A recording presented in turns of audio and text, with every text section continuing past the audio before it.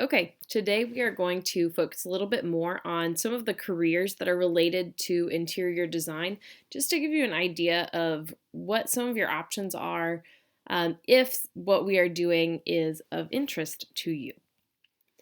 So, the first one that we're going to talk about is an interior designer. So, they make about $60,000 a year on average.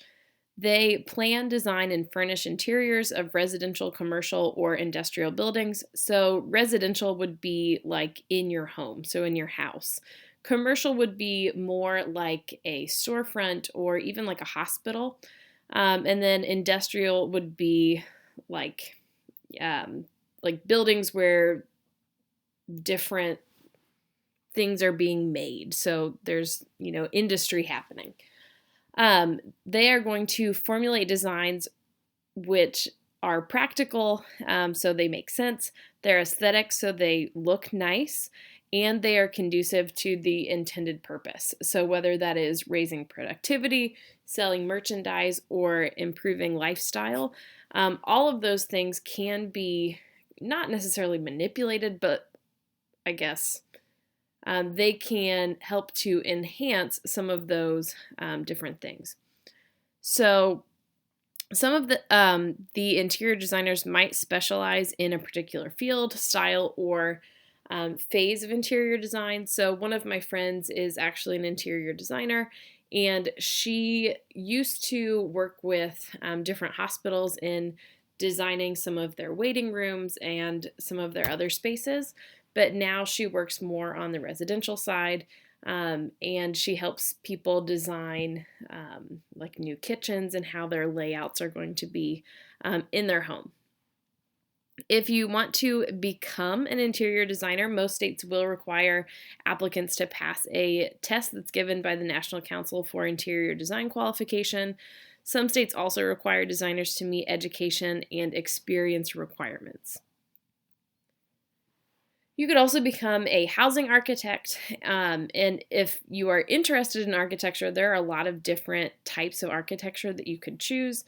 When I went to college, a lot of my friends were architecture majors, so I had some who were more into the like urban planning portion of architecture, where they plan out cities and how cities should be laid out. I had a friend who was into sacred spaces, so they wanted to design churches for a living. I had other friends who were landscape architects that we're going to talk about in a little bit. And then I had some friends who were into commercial architecture. So architects are in charge of planning and designing buildings and other structures.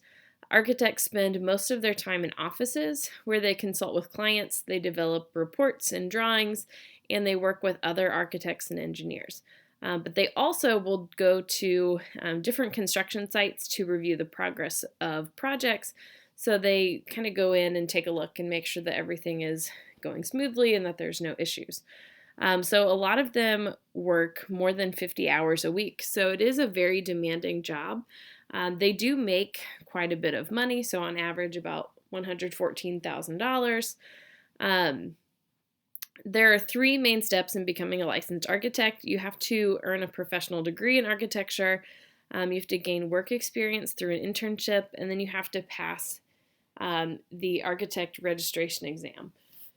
My friends who were in the architecture program spent a lot of hours in what was called studio, where they basically were in almost like an art studio, but they had kind of their own like space.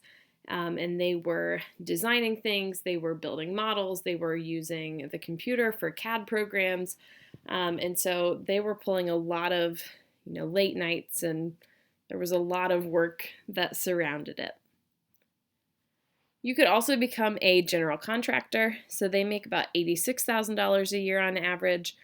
The general contractor or construction managers are in charge of construction projects like buildings, roads, or bridges. They review plans for a project and they figure out how to build it. So if you want to become a construction manager, you typically need to have at least an associate's degree, so a 2-year degree, and have more than 5 years of related work experience. Many construction managers have a bachelor's degree. So that would be a 4-year degree. Recommended areas of study are construction science, construction management, or civil engineering. Like I said before, one of my friends is a landscape architect, so they make about $69,000 a year. They plan and design land areas for projects such as parks and other recreational facilities, airports, highways, hospitals, schools, land subdivisions, and commercial, industrial, and residential sites. One of my friends that I went on a study abroad trip with, he actually did a service project for a place while we were abroad that was working on designing a sensory garden for an autism center. So they were trying to design a garden that those who go to the autism center would be able to use all of their five senses while they were in the garden. So they would have things that they could look at, things that they could touch and feel, things that they could smell, things that they could taste, and things that they could hear. If you want to become a landscape architect, most states do require landscape architects to be licensed or registered. A lot of places will also require landscape architects to pass exams about laws and plant material native to the state. A lot of plants can't just be picked up and planted. If they're planted in a certain place, they can't just be picked up and planted just anywhere because they could become an invasive species. So it's really important that you know the ins and outs of that. There are also licensing requirements that are different by state. You could also become a painter. So painters apply paint, stain, and coating to walls, buildings, bridges, and other structures. They make about $37,000 a year. Although most painters learn their trade formally on the job, you could also go through a formal apprenticeship. Floral design is also one related career to interior design. So they design, cut, and arrange live, dried, or artificial flowers and foliage. Designers select flowers, greenery, and decorations to be used in arrangements. They then cut and trim flowers and foliage and keep them fresh in treated water. They create bouquets, wreaths, and other types of arrangements as requested. So employers look for trainees who have a flair for color and a desire to learn. Most employers require applicants to have at least a high school diploma or a GED. However, some employers prefer applicants who have formal training, so up to a bachelor's degree, as floral designers.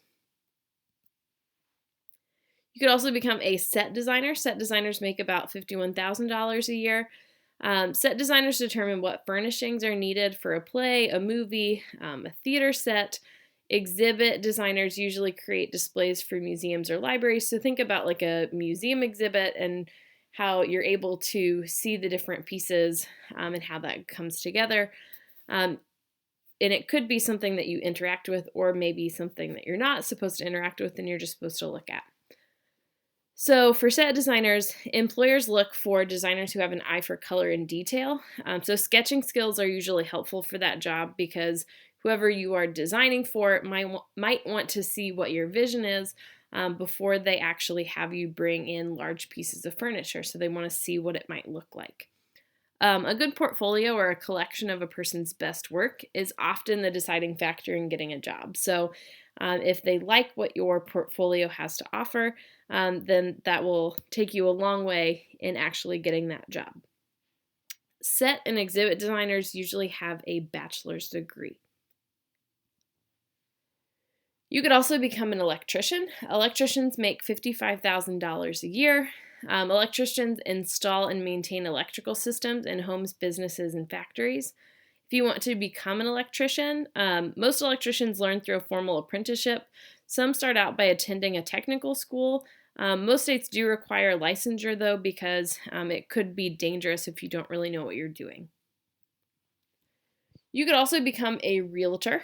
So real estate brokers and sales agents help clients buy, sell, and rent properties.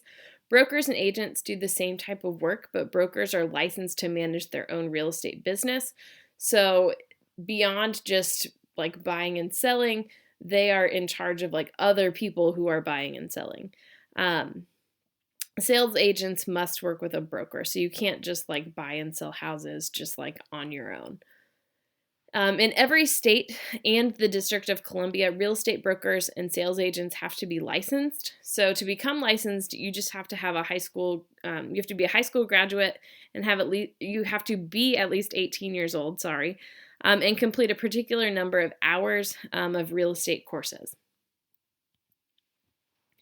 You could also become a plumber. So plumbers make about $53,000 a year. So plumbers, pipe fitters, and steam fitters install and repair pipes that contain water, steam, air, or other liquids or gases. And that would be in businesses, homes, or in factories. So to become one, most plumbers or pipe fitters and steam fitters learn on the job through an apprenticeship. Some start out by attending a technical school, and most states and localities require plumbers to have a license. Because again, if you don't know what you're doing, it could lead to some pretty major damages to like the home or business. Okay, so now what I want you to do is I kind of want you to imagine the home that you would like to have for your future. So what is your wish list? So do you want to, where do you want it to be located? So that's the first question I want you to think about. Do you want it to be near the mountains? Do you want it to be near the ocean? The city? Maybe you don't want to be in the city, you want to be kind of in the suburbs. So what is your ideal location? What will the climate be like where you live? And think about how that might impact what sort of design choices you would make. What will the outside of your future house look like? How big will your house be? So how many bedrooms, how many bathrooms, how many people could live there? What special or unique things will be in your house? So think swimming pools, libraries, slides. The sky's the limit as long as it is possible. And then describe the inside of your future house. So what colors will you use? What kind of furniture will you have? Things like that. Okay, so now we need to think about our needs versus our wants. So we kind of shot for the moon in our last slide. And now I want you to try to figure out, okay, what do you actually need to have in your home? So what I want you to do now is I want you to list 3 activities that families do in the home. So what do families do together? What will they need in the home? So 3 things that families are going to need in a home. And then 3 things that families might want in a home. So we need to try to think about what is the difference between a need and a want. So remember that needs are going to be things that you have to have. There's no getting around it. You're going to absolutely have to have this. Wants are going to be things that would be nice to have. It'd be really great to have, but it's not going to be like the most important thing in the functioning of your home. Okay, so I also want you to consider function and beauty. So homes can include everything a family needs and wants, especially when it's designed around both function and beauty. So I want you to think about the different functions that these 2 pictures serve. So in this picture, the function of these doors would be to block off the space, to create a little bit of privacy, just to separate the 2 locations from one another while still allowing light to come through. But it's also visually appealing because it's like a decorative sort of door. You could very easily have just had, 2 regular solid wood doors, but it wouldn't quite have the same look or aesthetic to it. And then in this entryway, we see that the function is going to be kind of a catch-all for the things, the things that you don't really want all over your house. So your coats, your backpacks, maybe shoes, sports equipment, things like that. So you can sit at this bench, you can take your coat off, take your shoes off. So it is functional, but it's also very visually appealing. So it looks very nice, it looks very put together, and it gives this space kind of a defined location for where all of your stuff is going to land. Okay, so now I want you to kind of think about form following function. So as you begin to think about the spaces that you are trying to kind of create in your mind, I want you to consider what function each space is going to serve. So what is this going to have to do? Then I want you to try to consider how would you design around that function to make sure that it's going to meet the needs that you have, but also it's going to be visually appealing and it's going to be something that is comfortable for you.